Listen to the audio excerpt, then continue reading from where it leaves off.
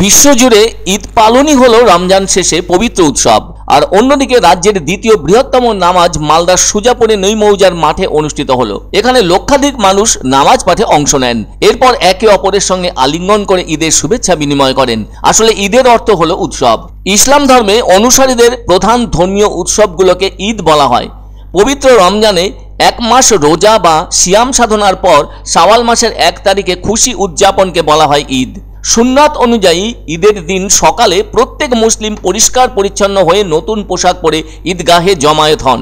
আসলে ঈদগাহ হলো ঈদের নামাজ পড়বার জন্য খোলা জায়গা। ঈদগাহে নামাজ পড়া হচ্ছে সুন্নাত, যা অত্যন্ত উত্তম বা পুণ্যের কাজ। এমন কাজে সৌহার্দ্য, সম্প্রীতি, ভ্রাতৃত্ববোধ জেগে ওঠে। সেজন্য যত বড় ঈদগাহ হবে তত ভালো। তাই এদিন কিন্তু মালদার সুজাপুরে লক্ষাধিক মানুষের জমায়েত ঈদগাহকে মর্যাদামণ্ডিত করে তুলেছে। পবিত্র রমজান মাসে রোজা পালনের মাধ্যমে সৃষ্টিকর্তার নৈকট্য লাভ করেন প্রত্যেক মুসলিম সম্প্রদায়ের মানুষ। ফলে এমন একটি দিনকে সবসময় পবিত্র হিসেবে গণ্য করা হয়ে থাকে। ইতিহাস থেকে জানা যায় 623 খ্রিস্টাব্দে প্রথম ঈদ উদযাপন করা হয়েছিল, আর হিজরি দ্বিতীয় সনে ঈদের প্রবর্তন করা হয়েছিল। ইসলামের নবী যখন মক্কা থেকে 622 খ্রিস্টাব্দে হিজরত করে মদিনায় যান, তখন সময়কে ভিত্তি ধরে হিজরি সাল গণনা করা হয়। তবে আনুষ্ঠানিকভাবে অবশ্য হিজরি সাল গণনা শুরু করা হয়েছিল আরও 17 বছর পর খলিফা উমরের সময়। তবে বিশ্বের বিভিন্ন স্থানে ঈদের নামাজ পড়া হয়ে থাকে উন্মুক্ত স্থানে। আবার ঈদ পালনের কিছু নিয়ম ইসলামে নির্দিষ্ট করা আছে। এর মধ্যে প্রধান হচ্ছে ঈদের দিন সকালে 2 রাকাত নামাজ আদায় করা, যেটা সমস্ত মুসলিমদের জন্য অবশ্যই পালনীয় কর্তব্যের মধ্যেই পড়ে।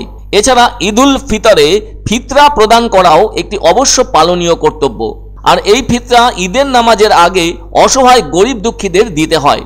যাই হোক, ইসলামের নবী কিন্তু মসজিদের পরিবর্তে খোলা ময়দানে ঈদের নামাজ পড়তে পছন্দ করতেন। আর তাই আজ এত বছর পর দেখা গেল বহু অঞ্চলের মুসলিমরা ঈদগাহতে ঈদের নামাজ পাঠ করছেন। তার কারণ হলো এভাবে নামাজ পড়ার ভেতর দিয়ে ইসলামের প্রতীককে জোরালোভাবে তুলে ধরা হয়। এজন্য তিনি নারীদেরও ঈদের নামাজে যোগ দেওয়ার জন্য বলেছিলেন। খোলা জায়গায় ঈদের নামাজ আদায়ের মাধ্যমে বয়স ও লিঙ্গভেদে মুসলিমদের মধ্যে সংহতি ও ঐক্য প্রকাশের সুযোগ করে দেয়, এমনটা বলেছেন খ্যাতনামা ইসলামী পণ্ডিত শেখ আহমেদ কুট্টি। আর তাই মুসলিমরা মনে করেন খোলা জায়গায় ঈদের নামাজ আদায় করা নবীর সুন্নাত, কারণ ইসলামের নবীও খোলা মাঠে ঈদের নামাজ আদায় করতেন।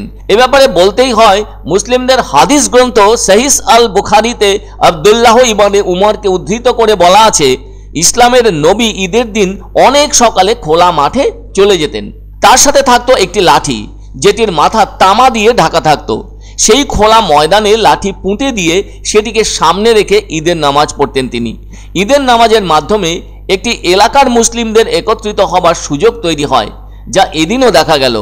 আর ঈদের নামাজে যে কেউই অংশ নিতে পারে। এক্ষেত্রে নারী, পুরুষ, শিশু সবাই অংশগ্রহণ করবে। আসলে মসজিদ হচ্ছে একটি সীমাবদ্ধ কাঠামো, এখানে স্থান সংকুলনের বিষয় জড়িত। ফলে মুসলিম উম্মাহর মধ্যে যে আধ্যাত্মিকতা, সেটির প্রসার হয় উন্মুক্ত ময়দানে নামাজ পড়ার মাধ্যমে।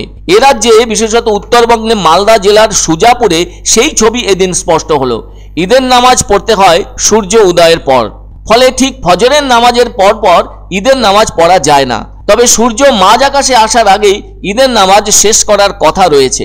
শুকরিয়া আদায়ের জন্য ঈদের নামাজ আয়োজন করা হয়। রমজান মাসের সার্থকতা এর মাধ্যমে পরিপূর্ণতা লাভ করে বলে জানানো হয়েছে। ফলে দিনটি সকলের ভালো কাটুক আর আগামীও সকলের ভালো হোক, এটাই ঈদের আসল দোয়া।